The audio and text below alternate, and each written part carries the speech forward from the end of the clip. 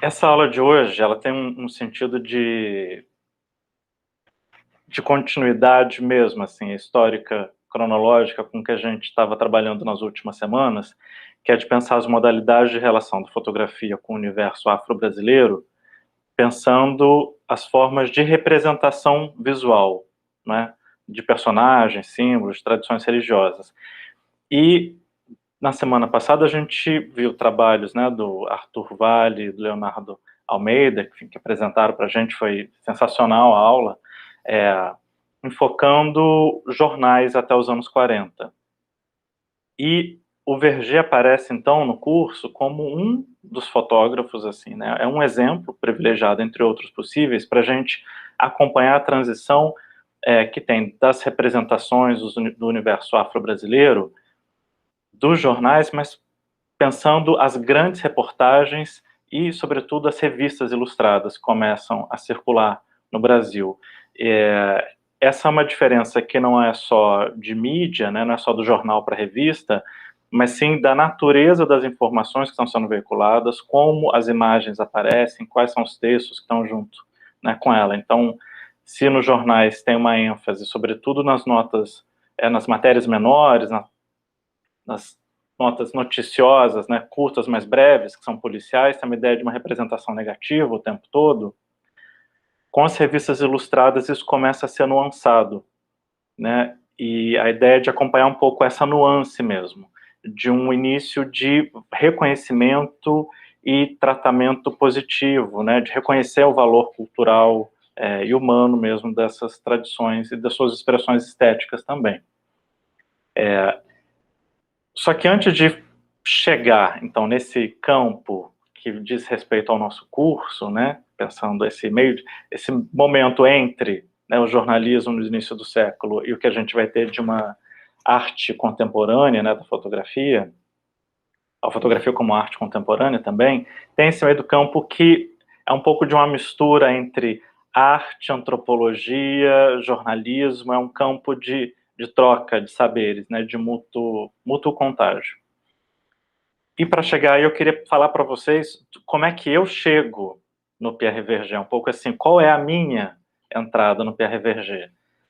Eu trabalho com o tema da religião, a gente está falando sobre estudo e meu tempo de estudante, desde a graduação eu trabalho com a temática da religião como um tema de estudo.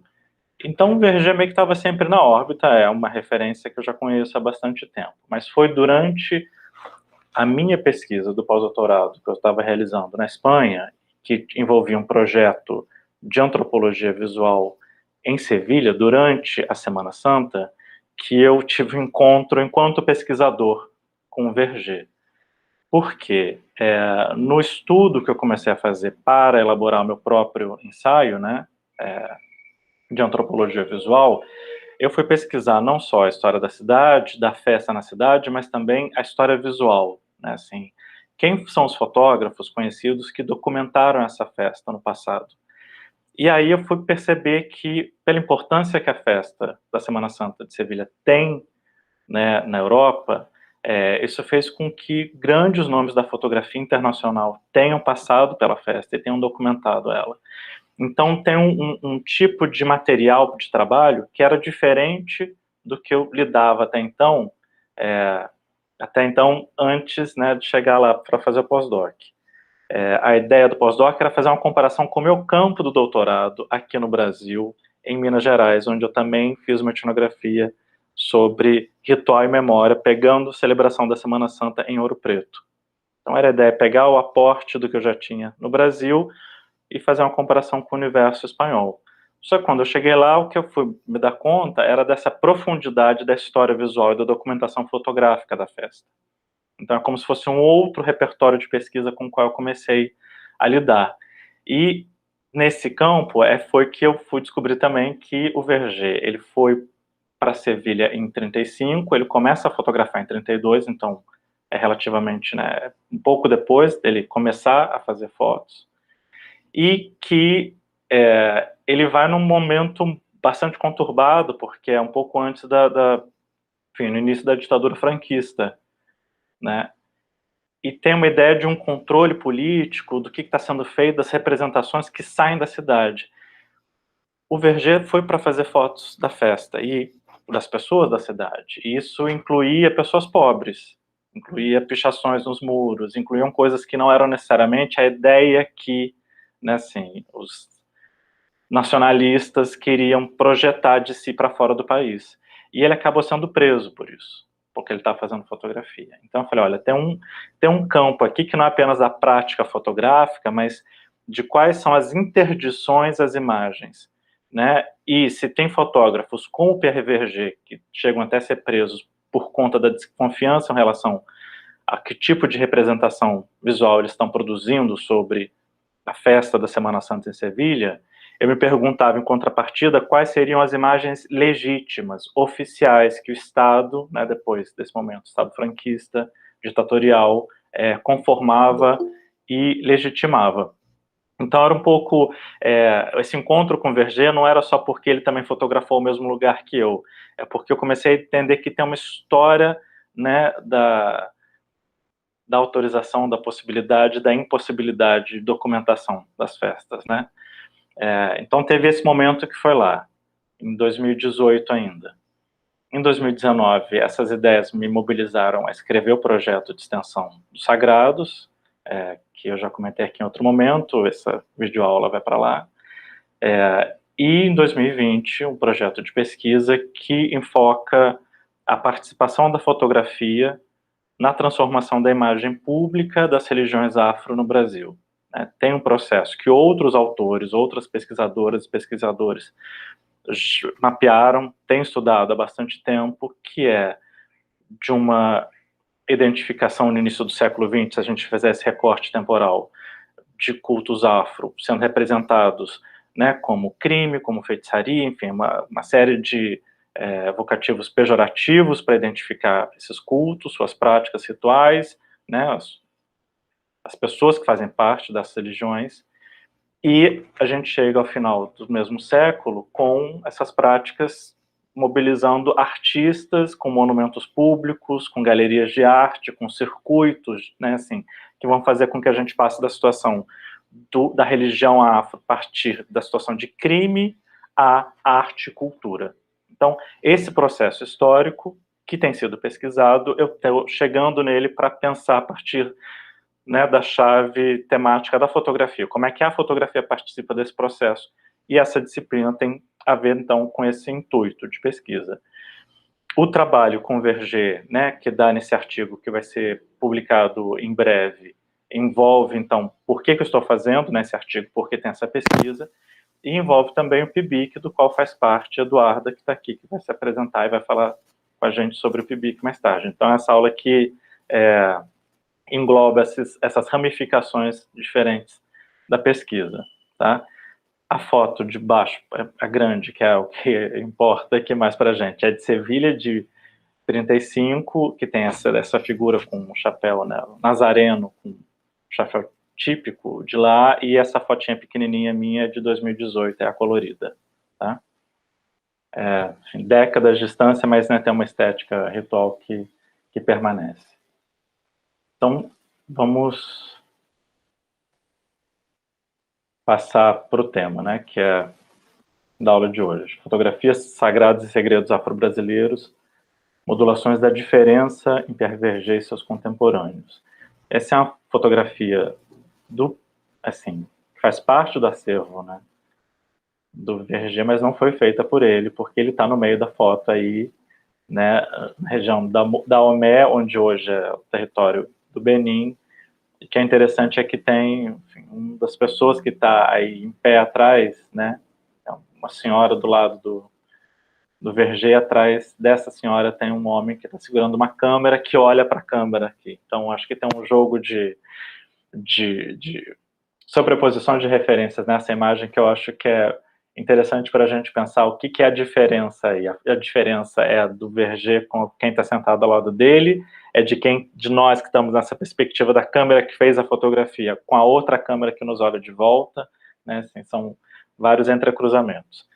E para chegar no Verger, o que eu faço nesse artigo é é uma recapitulação de um contexto de usos da fotografia na virada do século XIX para o XX, né, que é um contexto de usos que vão se consolidando para a fotografia. Obviamente, aqui estão alguns dos usos, não é a intenção esgotá-los, mas pensar quais são os que têm pregnância nesse momento na representação da diferença, né, humana. Então, no século XIX, junto com o desenvolvimento da antropologia de um caráter mais naturalista, né, biológico, físico, a fotografia era amplamente utilizada. A gente teve aqui no curso Aline Magalhães e a Maria do Carmo Rainho, que falaram sobre, né, os tipos humanos a partir da fotografia do Henschel. E na França, você tem uma série de pesquisas que abordam os usos da fotografia para formar um tipo de catálogo da humanidade. Então, assim como tinham as enciclopédias desde o século XVIII, né, que tem a intenção de produzir um conhecimento sobre o mundo e catalogar ele dentro de uma série de livros, né, o saber de todo mundo em livros, é um projeto intelectual hiper ousado, se não arrogante até. A antropologia de viés físico, biológico, ela também se utiliza da fotografia nessa chave de pensar a variação dos tipos humanos, né? E uma variação que tem, obviamente, um arcabouço racista, né, para diferenciar os seres humanos entre si e hierarquizá-los. Então, esse é um uso da fotografia que não pensa a fotografia em si mesmo como um tipo de mediação, né? Nesse campo de acionamento da imagem fotográfica, a fotografia ela é dada como se fosse algo transparente, no sentido de que ela não manipula, ela apenas atesta o real. A fotografia é como se fosse um microscópio ou qualquer outro instrumento científico que mostra o que é a realidade, mas uma realidade que já está pré-definida teoricamente por esses atores europeus, brancos, que estão olhando para o resto do mundo, para as outras populações e dizendo, né, de que outras raças elas seriam. Então, é uma perspectiva profundamente etnocêntrica, mas que não só é etnocêntrica, como apaga a ideia de mediação como manipulação, né, de intervenção. Essa é um tipo de vertente, digamos, do uso da fotografia na França, que se estabiliza no século XIX e que é pervasiva também no século XX. Mas, os anos, né, fim dos anos 10 para os anos 20, a gente tem uma série de movimentos de vanguarda artística, e em 1924 tem o Manifesto Surrealista, que vai ser um dos marcos da utilização da fotografia sob uma chave radicalmente diferente dessa científica, né, de inspiração naturalista, que é de abandonar a ideia de que a fotografia é um tipo de ferramenta que atesta, né, ou verifica a realidade que já está dada. A fotografia vai servir para produzir efeitos imprevistos, narcóticos, né, de mobilização do imaginário para uma forma que quem lida com as imagens não esperava. É uma ideia de que a fotografia provoque algo na gente, né, que a gente não controla. Essa é uma inspiração, a ideia do não controlado, do não racional, do profundo da psique. Esse é um repertório que vale, né, que mobiliza ações da escrita automática, e na fotografia tem uma ideia também de que não só a produção das imagens deve servir para uma finalidade que não é apenas denotativa, mas também a forma de apresentação das imagens, juntar imagens que não têm conexão aparente ou prévia lógica entre si, colocar as imagens em atrito, como diz o Didier Berman, para falar sobre as imagens, né, manipuladas por pessoas que passavam, por artistas intelectuais que passavam ou que permaneceram mesmo dentro do grupo surrealista. Estou pensando aqui o surrealismo não só, né, na chave André Breton e quem seguiu, mas aqueles que são inspirados por esse movimento e que estão orbitando, né, estão lidando com essa inspiração artística do surrealismo. Então, se a gente pensa, primeiro, fotografia para o registro do real, surrealismo é quase como se fosse o inverso disso, né, de suspender esse real. E tem, nesse momento também, do entre guerras, a década dos anos 10, 20, 30, a institucionalização de uma antropologia de caráter etnográfico. A produção da escola sociológica francesa não começa, aí começa no século XIX, no final do século XIX, mas é no Entre Guerras que ela ganha legitimidade como campo de saber, né, assim, procurado, reconhecido, e que vai produzir também um tipo de dissonância com a antropologia física e naturalista, né, do século XIX. É uma ideia de que o real não vai operar apenas na chave que os cientistas brancos europeus estão pensando. É uma ideia de alargamento do próprio real. É uma ideia de pensar o outro não numa chave do exótico bizarro, mas como alternativas, né? Então, existem vários modos de comportamento. Tem um ensaio clássico sobre as técnicas corporais do Marcel Mauss que ilustra muito bem isso, né? Pensar a diversidade dos hábitos, dos costumes, das formas de dispor do próprio corpo humano ao longo do tempo em diferentes lugares da face da Terra. E de como o corpo humano não é unívoco, não está estabilizado, não tem uma forma única de agir ou de ser humano com o próprio corpo, né? Então a antropologia também cria um tipo de alargamento da realidade. Ela não é apenas isso que a gente está conseguindo decodificar a partir dos instrumentos das ciências naturais. Então esse é um campo que está utilizando fotografia porque a antropologia maussiana ou dos herdeiros alunos do Marcel Mauss, eles vão lidar com ensinamentos que estão dizendo use fotografia, use registros sonoros, use o cinema para produzir dados e a gente conseguir entender mais e mais aprofundadamente os hábitos que não são, né, os da Europa, os de Paris, os da França. A gente tem que pensar essas outras culturas num grau de profundidade que a gente pensa a nossa própria. Então, percebam, usos muito diferentes num contexto histórico próximo.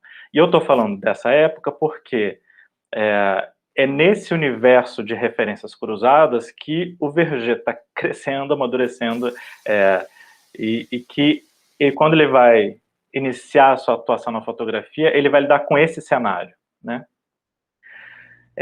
Eu faço menção ao James Clifford, que é um historiador dos Estados Unidos, né, que pesquisa esse período na França, do Entre Guerras. Ele vai falar como a antropologia se estabiliza, né, se forma nesse momento como uma disciplina que está entre ciências e artes.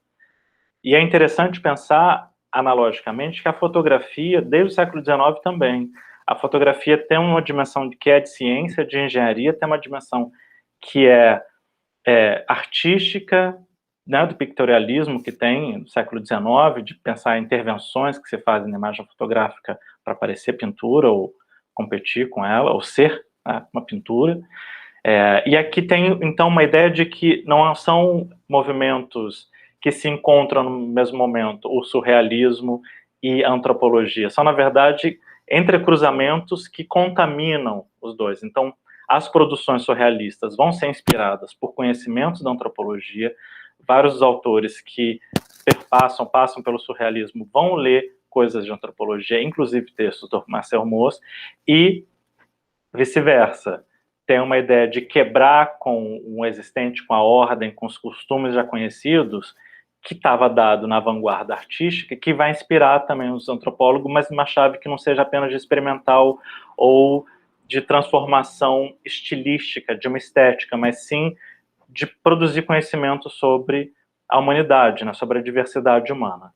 E para, né, a gente avançar nessa ideia de um surrealismo etnográfico, que é esse tipo de conhecimento que envolve um olhar acurado para o detalhe significativo, né, seja para pensar na lógica do objeto trouvé, que eu vou produzir uma obra de arte a partir daquilo que eu encontro na rua, que é completamente aleatório, mas eu enxergo esse aleatório de uma forma nova.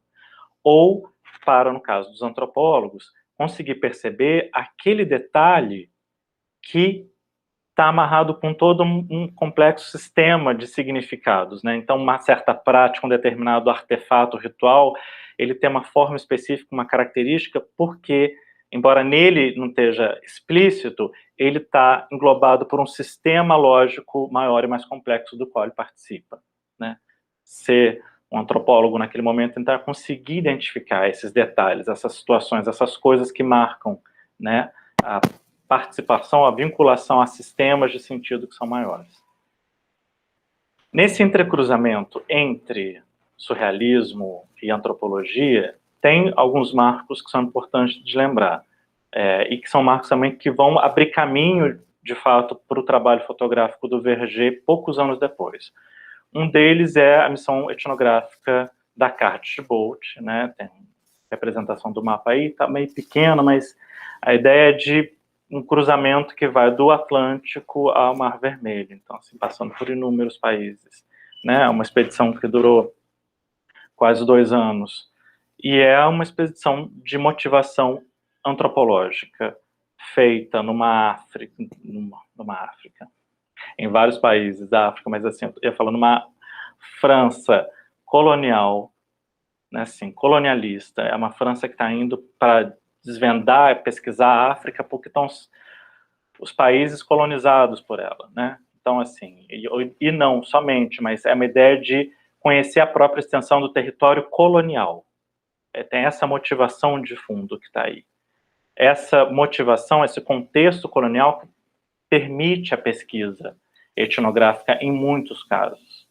Então, se a gente, né, se eu falei que tem uma ideia da fotografia de viés naturalista, que está baseada em teorias racistas, que se contrapõe à antropologia, né, de viés etnográfico, de inspiração mossiana, isso não quer dizer que o contexto político esteja resolvido por si só, né, ainda que a inclinação acadêmica, intelectual seja outra, muito diversa daquela dos racistas, ainda assim você tem problemas políticos que são seríssimos, que também envolvem questões raciais, evidentemente. O ponto aí que eu estou trazendo é para considerar alguns exemplos como Michel Léry, que escreve num texto antes de viajar para a missão da Carte de Bolt, que é o olho do etnógrafo, em que ele vai acentuar que esse olhar curado, ele não é apenas um olhar treinado tecnicamente por metodologia de pesquisa científica, é um olhar de um sujeito localizado que passou por uma série de experiências, e essas experiências, que podem ser profundas e desde a infância, marcam também o olhar desse pesquisador. Na África Fantasma, né, que é um tipo muito singular de escrita, porque envolve diário etnográfico, com diário pessoal, né, um diário que tem informações de pesquisa, com informações que são muito pessoais, com elucubrações que são literárias junto, né, assim, é um produto heteróclito, então por isso é tão singular. O Michel Léry vai mostrando justamente como essa articulação de antropologia, arte, impressões não científicas e subjetivas se mesclam a procedimentos científicos daquele momento, né? Como você tem uma mistura disso tudo. E a publicação, né, da África Fantasma é de 1934. E eu acho interessante que no ano seguinte, no Brasil, o Jorge Amado está publicando Jubiabá, que é uma forma de representação literária da cidade da Bahia, né, da sua gente, dos candomblés, da Umbanda, que acontece, dos personagens que ele toma dali, e ele, uma das referências que tem para esse livro, que não está mencionada como com esse nome, mas que é uma referência para ele, é o Manuel Quirino, que é um historiador baiano, importantíssimo, do século XIX, início do século XX, que aí aparece como um outro personagem, né? Mas tem, o que eu estou dizendo assim, a literatura do Jorge Amado bebe de dados da realidade, ainda que seja completamente literatura, né, assim. Então, são duas facetas para a gente pensar essa articulação de uma antropologia que está se construindo como saber acadêmico, científico e artístico também. Isso é chave para a gente entender o caminho do Verger, né, assim, se aproximando da antropologia, se afastando da antropologia, se aproximando das artes, se afastando das artes e da reportagem também. E aqui eu estou trazendo alguns marcos que, obviamente, são poucos, né, biografia extensa, vive até os anos 90, mas, né, nasce em 1902 e vive até os anos 90, então tem muita história para contar. Alguns dos marcos, que eu vou voltar para eles aqui, mas só para a gente elencar, né, tem esse momento da aquisição da Rolleiflex, uma câmera de segunda mão, em 1932. No ano seguinte, ele faz uma viagem longa, de quase 1 ano e meio, para o Tahiti, que é uma colônia francesa. naquele momento. No ano seguinte, quando ele retorna, né, a Paris, ele faz parte do coletivo que vai formar a Aliança Photo, que vai ser uma das agências de fotografia mais importantes da Europa daquele momento, e que depois vai ter parte desses personagens vão estar ligados à história de fundação da Magnum também. 34 vai ser o momento que ele vai ser contratado para fazer uma volta ao mundo, né, fazendo reportagens. Então, vocês percebam como é um intervalo temporal relativamente curto, né? Em 35, as imagens que ele tinha feito na viagem no Tahiti fazem parte de uma exposição sobre as civilizações do Pacífico no Museu Etnográfico do Trocadeiro, né, que depois vai virar Museu do Homem. E em 35 também, ele faz a primeira viagem dele para os países da África subsaariana. Parte desses países são os mesmos que a missão da Carta de Bolt tinha cruzado. Então tem um repertório dos lugares onde estão conhecidos e para onde ele vai depois. Então são uma série de eventos antes dele chegar no Brasil, em 46 no Brasil, e aí vai ter uma outra sequência. Mas só para acentuar o quão rapidamente, né, como profissional da fotografia, ele vai conseguindo não só trabalhos de grande repercussão, mas um reconhecimento também em campos que são da própria etnografia, né, como os museus etnográficos. Então vamos pensar um pouco por etapas, né, cada um dessas frentes de formação do fotógrafo, né, ou do fotorepórter Pierre Verger. Aqui tem a capa do Paris-Soir, que é o que está no artigo também, que é de 34. Aqui na capa não tem nenhuma imagem feita pelo Verger, eu não consegui identificar isso na pesquisa, não tem nome dele aqui, mas tem essa menção a volta ao mundo, o Tour do Mundo, que seria iniciado, que é uma ideia de viajar o mundo para cobrir, né, diferentes regiões do mundo, o que está acontecendo em 34, poucos anos antes da Segunda Guerra Mundial.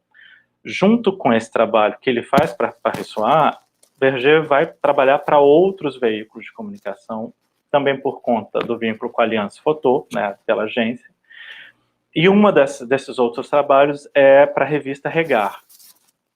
Eu estou trazendo aqui para vocês verem 4 capas, que são todas de fotografia do Verger, tem outras capas e tem, enfim, inúmeras fotos no interior das revistas. Aqui com a finalidade de ilustrar, né, assim, trazer primeiro essa coisa da revista ilustrada, de como esse é um gênero mesmo, de publicação, de como as imagens vão ganhando espaço no mercado editorial francês. Isso depois vai se reproduzir no Brasil também, é uma ideia de Paris Match e Life, né, na França e nos Estados Unidos, vão servir de referência depois para revistas como Cruzeiro no Brasil, para enfocar a imagem mais do que, né, o texto, ou para ter um outro tipo de equilíbrio entre imagem e texto. E, em segundo lugar, essas capas do Regard estão aqui, eu não trabalho com elas no artigo, mas eu estou trazendo aqui porque elas permitem falar da questão da composição visual da diversidade, né, como um tipo de linguagem visual que vai estabelecendo a partir da fotografia, né? Não é que as pessoas não sejam diferentes, os povos não sejam diferentes, eles são diferentes. A questão é que o que a fotografia captura e estabiliza dessa diferença se torna um tipo de linguagem que justamente estabiliza, que cristaliza, digamos assim, aquilo que seria típico ou particular de determinada identidade em contraste com outra. Então, as relações de igualdade, de diferença, né, de identidade, de alteridade, elas não estão pré-estabelecidas. É no sentido de que dizer que o mundo é diferente, que as pessoas são diferentes, não quer dizer que a gente consiga previamente estabelecer quais são os parâmetros dessa diferença, né, os marcadores sociais da diferença, né, que são abordados, essa noção fundamental nas ciências sociais. Na fotografia, esse trabalho de viajar o mundo, então um fotógrafo, né, são veículos de comunicação que estão mandando seus repórteres para o mundo, porque a França tem, né, como mais uma nação europeia, não só para suas colônias, mas pode fazer isso, né, tem potencial militar, intelectual e financeiro para tal coisa, mas também o mundo é trazido de volta para a capital, né, francesa, e quem lê essas revistas está conectado com o mundo. Essa ideia de cosmopolitismo produzido pela fotografia dessas revistas ilustradas e pelos jornais também da época. É a sensação de eu estou lidando com o mundo através desses materiais que eu vejo. E a fotografia tendo essa finalidade de estabilizar a imagem do que é a diversidade humana. Então, tem uma finalidade que a gente está vendo aqui, que é de mercado editorial. Mas esse mercado editorial, ele se desenvolve na mesma medida em que tem um cenário intelectual daquelas expressões de arte, de vanguarda, e do desenvolvimento, assim, da maior legitimidade de conhecimentos como antropologia, né, também.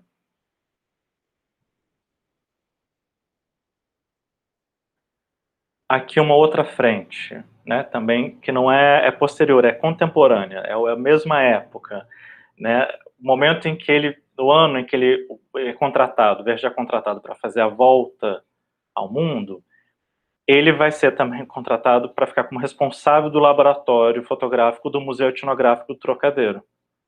Então, né, e o Trocadeiro, aí tem uma imagem à esquerda, né, de um exemplo do que eram as vitrines, onde tem os objetos, os artefatos classificados como etnográficos, que são adquiridos, comprados ou às vezes raptados dos locais de origem, né, assim, é isso, é uma relação colonial que está posta aí, inclusive as peças da missão da Cardiff Bolt, nesse caso dessa imagem não, porque aí está falando de uma vitrine de uma seção que era da Indochina, tem uma ideia de organização espacial, territorial, né? Mas também as peças daqueles países todos, né, atravessados na missão da Cardiff Bolt, também foram para ir junto com as fotografias feitas na expedição, junto com os registros sonoros e cinematográficos. Então, tem um volume de informações imensa, e o Verger vai trabalhar profissionalmente com esse acervo de pesquisas, que não são as pesquisas que ele está fazendo, né?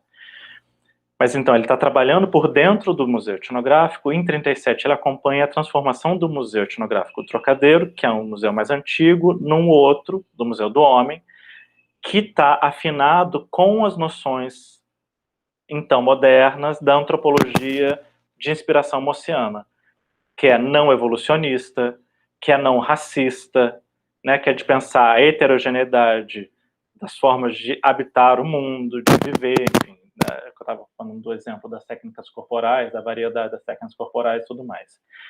E aí o que é interessante é pensar que nesse repertório, então, etnográfico, que está nesses museus, há também materiais como as fotografias do próprio Verger.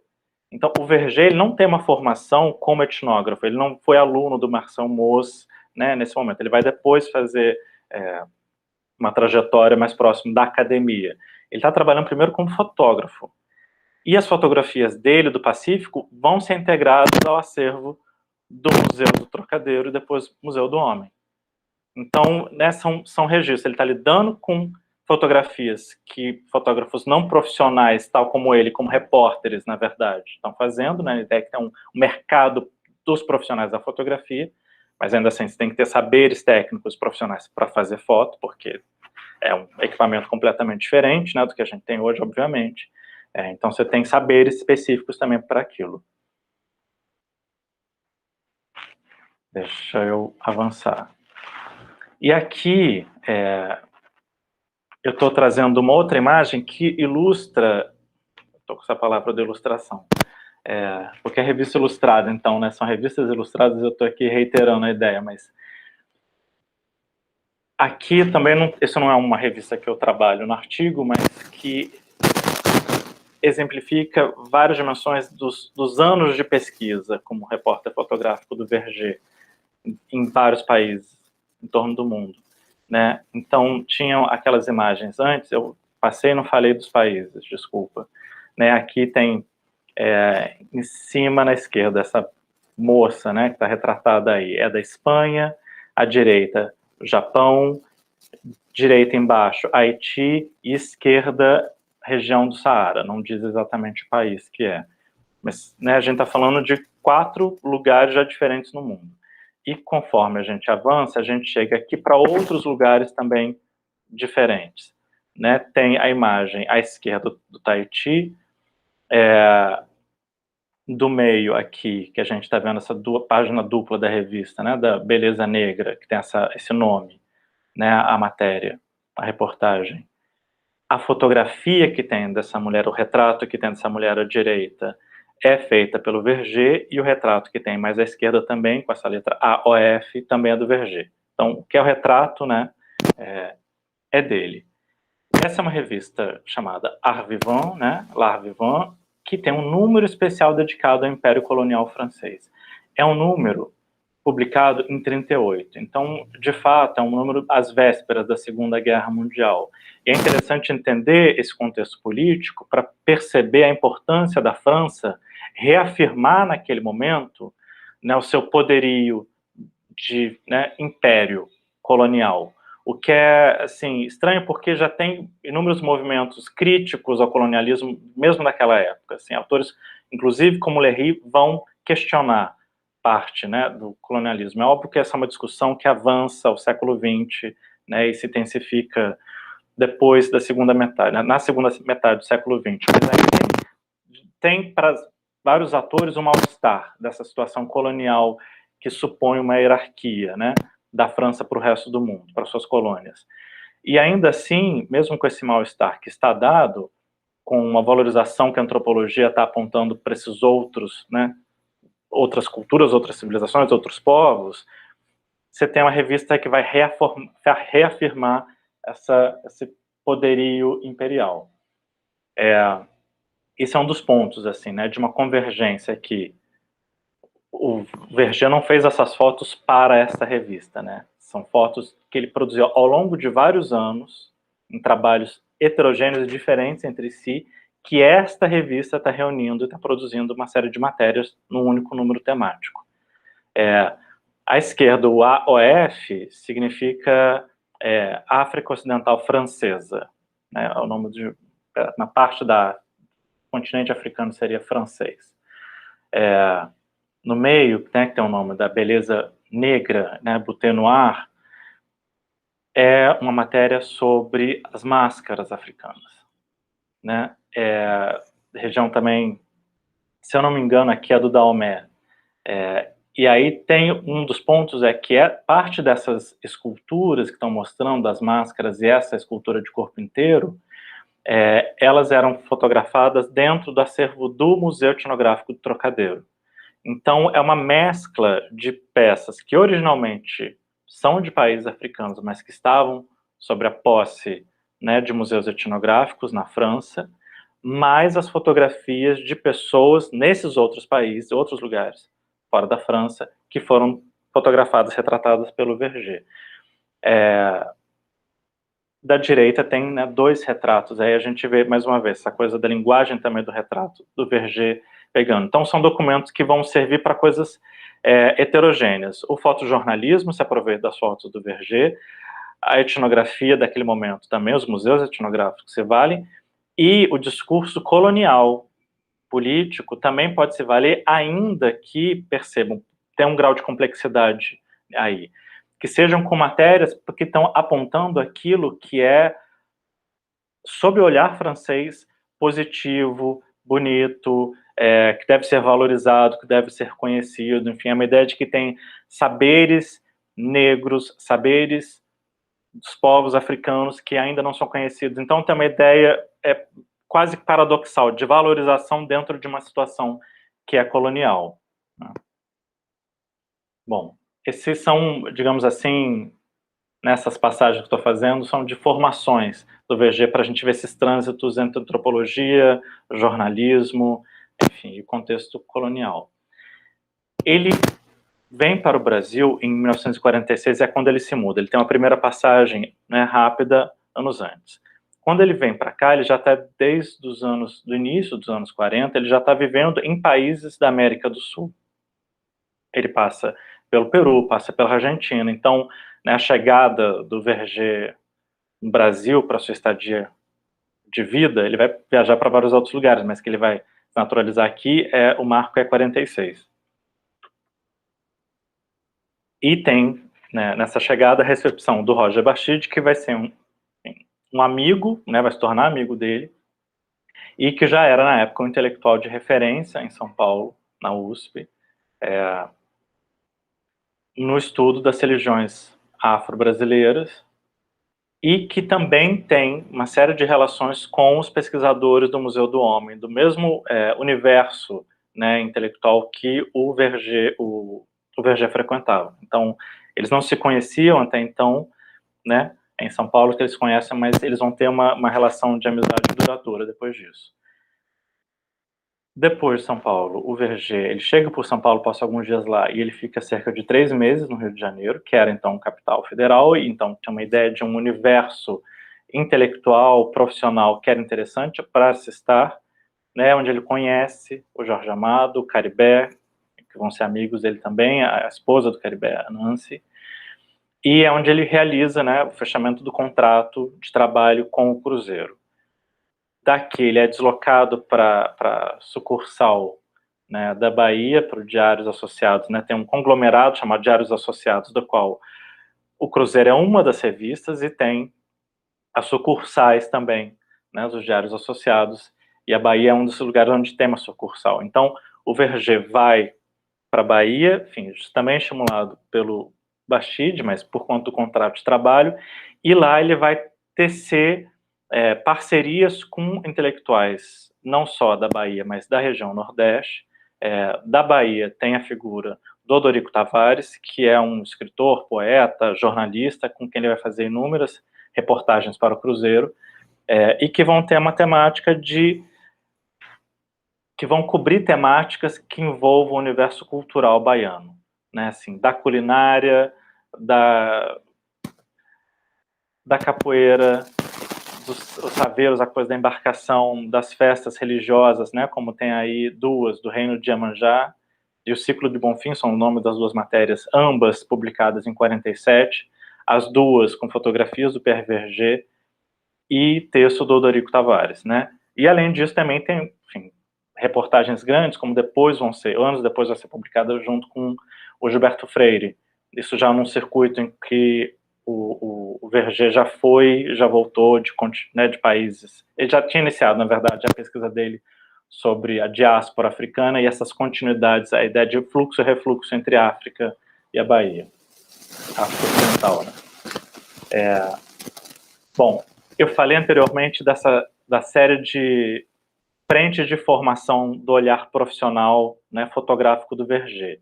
Quando ele vem para o Brasil, né, e começa a trabalhar na Bahia e pelos outros estados do Nordeste, o que a gente observa é que ele vai ter uma intensificação de um interesse sobre o tema das religiões afro-brasileiras. Tem as relações que ele mantém com o Bastide, com os outros intelectuais, como o Gilberto Freire, posteriormente, mas tem também uma figura fundamental nesse momento, que é o Alfred Métraux, que vai ser um mediador para ele conseguir bolsa de pesquisa depois na África, pelo Instituto Francês da África Negra, né, o IFAM,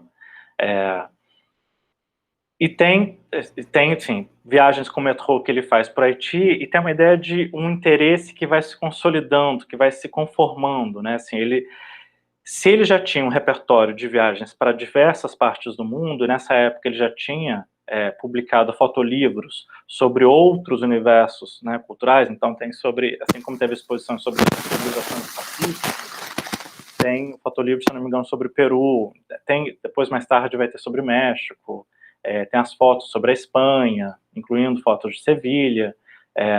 Ele chega aqui com esse repertório já estabilizado. Dentro desse repertório, né, do que é fotografar a diversidade cultural, o tema das religiões afro vai encantando ele, né? E esse encantamento vai levar ele a se aprofundar nos rituais religiosos, não só como um documentarista. E aí que eu acentuo a transformação do olhar do Pierre Verger, né, com os impactos que isso gera na maneira como ele não só vai fazer as imagens, mas vai dar a conhecer as imagens do universo afro-brasileiro, né. Também, eu fiz antes uma cronologia de alguns marcos antes dele chegar no Brasil, aqui posteriores, né.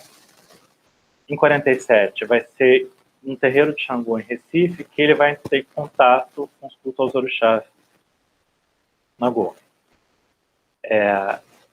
Então tem um primeiro contato aí. Em 49, ele se torna Ogã, na Casa Branca, e ele tem a cabeça consagrada a Xangô, né, no Ilê Axé Opoafonjá da Mãe Senhora. A Mãe Senhora que faz a consagração da cabeça dele. Essa consagração é feita antes dele viajar, né, para pesquisar as ideias de continuidade ou de fluxo e refluxo entre as duas costas do Atlântico.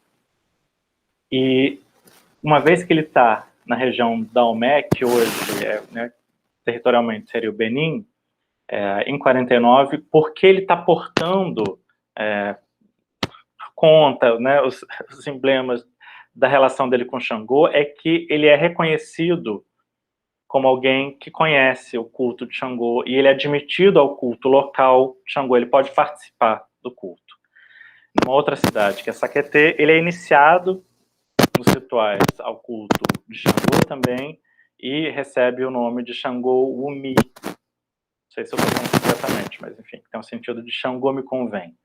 Então, né, tem a cabeça feita de Xangô, é um filho de Xangô, e que vai aprofundando essa relação. Quando ele retorna para a Bahia, ele retorna não só com novas informações, mas com objetos, com documentos, e a interação que ele mantém com as mães de santos, com os pais de santo na Bahia, vão fazendo com que ele se aprofunde, ele seja reconhecido como alguém que conhece as tradições. Então, a entrada dele nos terreiros permite com que ele conseguisse acessar mais coisas e ver mais coisas dentro do terreiro. Ao mesmo tempo, ele vai se aprofundando na própria religião, ao ponto de, em 53, então ele já tinha ido e voltado da França para o Benin, Nigéria e Bahia, inúmeras vezes, ele participar de todo o processo, né, de iniciação para se tornar Babalaô, que é o pai, né, o nome, ele recebe o nome Fatumbi, que significa o me fez renascer. O Fatumbi é a ideia de ser o pai do segredo, né? Aquele que sabe guardar o segredo da religião. A ideia do segredo aí, eu acho que é interessante também acentuar que não está numa chave de que é uma informação que é contada, né? É um saber amplo, complexo, que quem está preparado tem acesso a esse saber. E as outras pessoas precisam estar também preparadas para poder acessar esse saber. Então não é um segredo numa chave ordinária, né? Um segredo iniciático, ritual, né? Que é não contar os segredos, não apenas um desrespeito com toda a tradição, o que já é imenso, mas é também para proteger as outras pessoas que não saberiam lidar ainda, que não estão preparadas para lidar com esse mesmo segredo, né? Bom, e ainda em 53, quando ele retorna depois, já como Babalaô, né, ele recebe da Mãe Senhora o cargo de Obá de Xangô também, no mesmo terreiro da Mãe Senhora. Então, tem um aprofundamento dele, né, com isso. E esse aprofundamento vai ser fundamental para ele avançar tanto no trabalho fotográfico quanto nas pesquisas que têm um caráter mais etnográfico, mais antropológico e historiográfico também. A foto menor de baixo, né, as fotos são todas do Verger aqui. Tem ele documentando, né, um processo de iniciação, que está fazendo a raspagem da cabeça de um filho de santo num terreiro de Salvador, em 46. E, na foto maior, essa é uma publicação da revista Cigarra, que é uma das publicações, né, diários associados, todas presididas pelo Assis Chateaubriand. O Cruzeiro é uma outra, né, é um outro veículo também do Diários Associados, que publica essa matéria chamada Candomblé, que foi feita a partir da incursão do Roger Lafitte e do Pierre Verger no terreiro do Joãozinho da Gomeia. Pelo que eu entendi do texto da leitura desse texto, eles estão falando do terreiro ainda na Bahia, né? O Joãozinho da Gomeia, nessa época, ele, se eu não me engano, em 48, talvez, se muda para a Baixada Fluminense. Mas a gente está falando do 49, é a data de publicação, não tem a data precisa de quando é que foi feita a fotografia.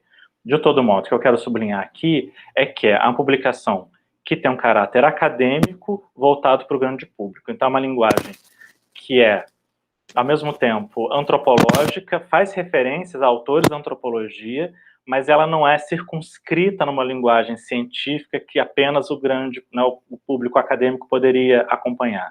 É uma ideia de, com as fotografias do Verger, com o texto do Bastide, eles estão produzindo um tipo de conhecimento que seja de desmistificação, no sentido de acabar, né, com as ideias preconcebidas e ter um pouco mais de entendimento efetivo do que se trata esse universo religioso. Eu boto essa imagem também porque muitas pessoas criticam, e com razão, o fato de que o Verger e o Bastide se enfocaram e tiveram um trabalho importantíssimo na tradicionalização de uma linhagem específica em detrimento de outras, que seriam mais tradicionais, enquanto outras não seriam tão tradicionais.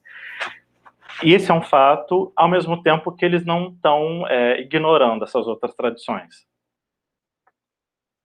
para além da Nagoya-Yorubá, né, assim, a gente está falando do Joãozinho da Gomeia, tradição Angola, e eles estão também falando disso, né, assim, as críticas continuam válidas, é só para ponderar que elas coexistem com essa atenção também dedicada às outras linhagens.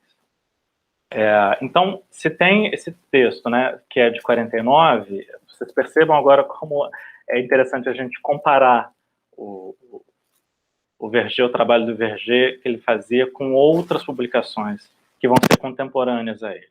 E aqui eu vou falar de duas principais, mas se a gente fosse, né, porque elas circularam e elas envolvem personagens que estão trabalhando também no Cruzeiro, articulados ao Cruzeiro principalmente, que era onde saíam, né, assim, grande parte das matérias do Verger. Tem um ponto de que é uma ideia de que o mercado editorial das revistas ilustradas compete entre si para vender. E parte dessa venda, do atrativo da venda, está em criar uma expectativa nos leitores de que tem algo de revelação, como se fossem furos de reportagem, como se fosse uma verdade a ser revelada que estava oculta de todo mundo, ou algo misterioso, ou uma aventura, uma ideia de que aqueles, né, repórteres, aqueles homens repórteres, né, se aventuram para o bem dos leitores que agora, né, finalmente vão poder acessar aquilo que é proibido, obscuro, enfim.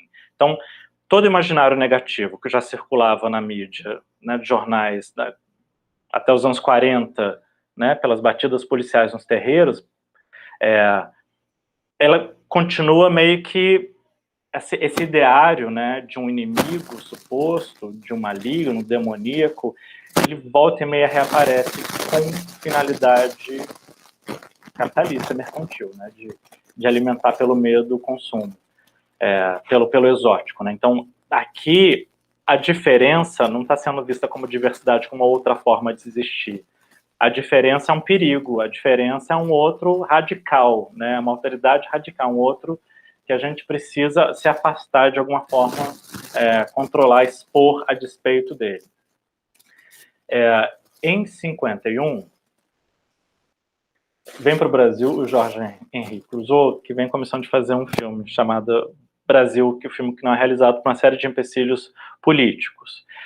Mas ele faz fotos de iniciação, né, dentro de um terreiro, também na Bahia, e publica essas imagens na França, primeiro com uma fotoreportagem, que são os cavalos de Deus, né, são os cavalos, a ideia de que o cavalo que está sendo incorporado, a ideia do cavalo, essa definição cavalo de Deus, ela não é nova, né, assim, justamente as pesquisas antropológicas, as missões etnográficas já tinham documentado essa forma de identificar, né, o cavalo e o santo. E o tom que se dá a essa fotoreportagem é profundamente sensacionalista e de fundo racista, basicamente é isso.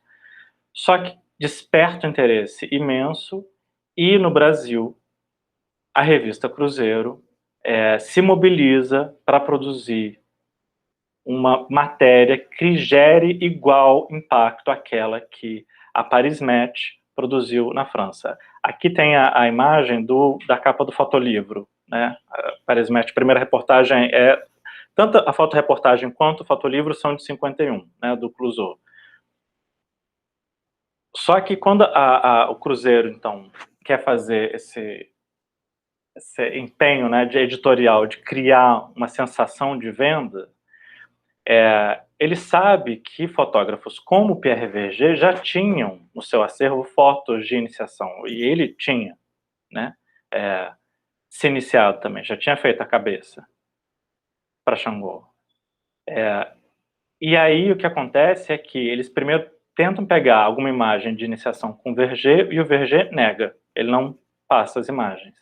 E depois disso, o editor da época da revista Cruzeiro entra em contato com o José Medeiros, que era um dos fotógrafos contratados, né, do Cruzeiro, um dos colegas, né, de fotógrafos do Pierre Verger, e diz para ele que ele tem essa missão de conseguir fazer esse furo, porque o Clouzot e o Verger eram franceses e era necessário ter um repórter brasileiro que tivesse a coragem de fazer um tipo de reportagem desse jeito. Então tem a ideia da aventura que é vendida para os leitores, mas também, né, para estimular o funcionário da revista a produzir a matéria. E o Medeiros faz, né, essa reportagem. A reportagem, os efeitos todos são detalhadamente estudados pelo Fernando de Tacca, né, vários artigos, um livro sobre o sagrado. Ele mostra justamente os pormenores disso, e o que eu acentuo aqui, o fato é de que essa ideia de produzir uma imagem de estou revelando o segredo, ela não acontece apenas em 51, a matéria ela é reproduzida em 52. Em 51 tem o boom de vendas, né, com a ideia, porque eles fazem propaganda da revista Que Virá, e o título que eles dão para a reportagem são As Noivas dos Deuses Sanguinários, então é uma coisa que diz muito menos respeito ao efeito da iniciação para quem participa da iniciação, e mais aquilo que um olhar exógeno externo está se surpreendendo ao ver, né, o que ele é atraído do seu olhar, e não o que as pessoas estão fazendo parte do ritual efetivamente, estão percebendo, vendo ou não vendo. E na reedição das imagens, que dessa vez vai sem o texto do Arlindo Silva, um texto vai ser também do José Medeiros, né, eles reproduzem parte das imagens, sendo que a capa, como essa de baixo aí, vai ser em preto e branco, mas depois eles botam imagens coloridas e reiteram a coisa do sangue. Então tem uma coisa da intensificação do visual, né, a ideia de que o olho seja capturado pelo impacto das cores, da cena que está mostrando, do sacrifício animal, uma ideia de, né, de a partir disso elencar um tipo de linguagem que vai botar mais uma vez os cultos afro e o candomblé no lugar de marginalização, né? Na segunda edição, então, em 52, é que vem a chamada da matéria, né? Tem um título, tem um texto, José Medeiros, e tem uma chamada que não identifica quem é que produziu essa chamada, que pode ser, né, de uma outra pessoa que não o próprio Medeiros. Dizia o seguinte, que pela primeira vez no jornalismo mundial é mostrada a iniciação das filhas de santo, ritual sangrento dos candomblés da Bahia. Então, assim, acentua, né, esse efeito editorial. Não é verdade porque já tinham publicado a revista, e não é verdade que era a primeira vez porque, assim, o Clouzot já tinha publicado, e não era verdade que era a primeira fotografia porque o Verger já tinha feito fotos, né, de iniciação em outro momento. Então, tem uma forte reação a essas matérias imediatamente. A Federação Baiana dos Cultos Afro-Brasileiros se reúne, mobiliza intelectuais, movimento social e, enfim, antirracista super forte vai se contrapor a isso, essa estigmatização. Pesquisadores, como Roger Bastide, como outros autores, vão se contrapor também a isso. O Bastide vai escrever em revistas brasileiras e francesas contra a matéria do Clouzot. Ele vai pegar um pouco mais leve com Medeiros, mas ele critica esse perfil de reportagem também. E tem toda a repercussão, né, que o Fernando de Tacca também diz a respeito do que teria acontecido com as filhas e com a mãe Riso da plataforma, que era a mãe de santo, que recebeu o José Medeiros e permitiu fazer a reportagem que saiu no Cruzeiro. Tem uma série de boatos sobre o destino delas. Dizem que uma das filhas de santo teve problema mental, que endoideceu, E chega o limite de dizer que a mãe de Sam teria sido assassinada no ano seguinte, tamanho impacto na força, né, da reação negativa de ter exposto essa ideia de um sagrado, né, oculto, como se fosse uma coisa maligna que não pode quebrar, né. Em contraposição a essa ideia toda estereotipada e negativa, né, o Bashid vai se declarar, enfim, em inúmeros momentos, e em 57 ele está publicando um livro sobre religião afro-brasileira, e ele vai dizer que o Verger, enfim, né, tem a citação, o Verger é o homem que melhor conhece atualmente os candomblés, pois não só é membro, como ocupa neles posição oficial. Sem dúvida, por isso mesmo, está por sua vez ligado pela lei do segredo e nunca poderá contar tudo o que sabe. Então, tem uma modalidade de relação com a diferença, né, que extrapola ainda, né, com a iniciação do Verger, aquela que é de apenas de uma representação positiva da diversidade, pela, né, mostrar quais são os traços típicos de cada grupo humano. O que a gente percebe aqui é um envolvimento na própria ética dos terreiros, de como funcionam essas relações dentro do terreiro, né, que o Verger participa, né, e que ele se aprofunda.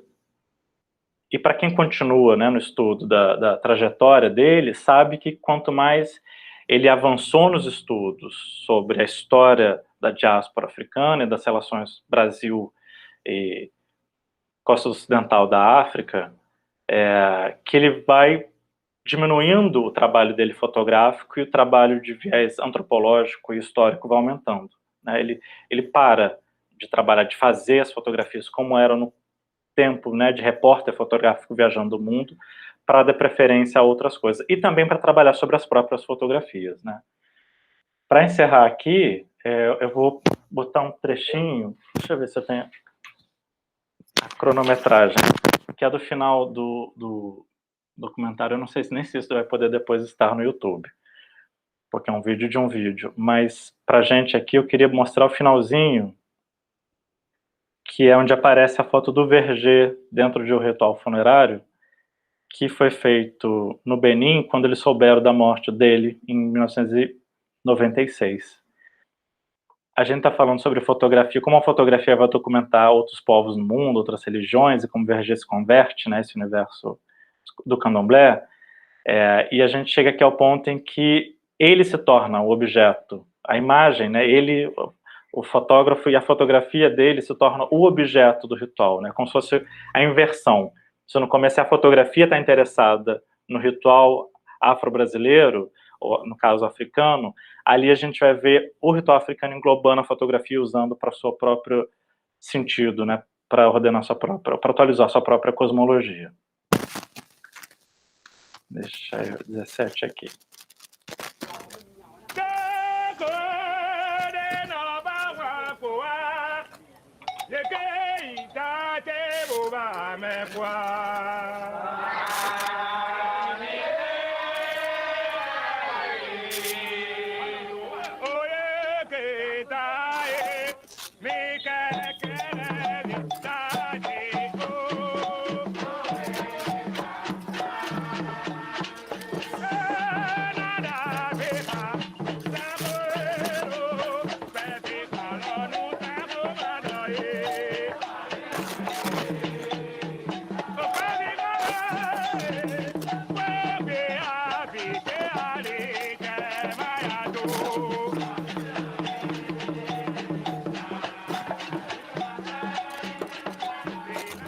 Onde está o santo? Foi. É isso. É isso. Então agora a gente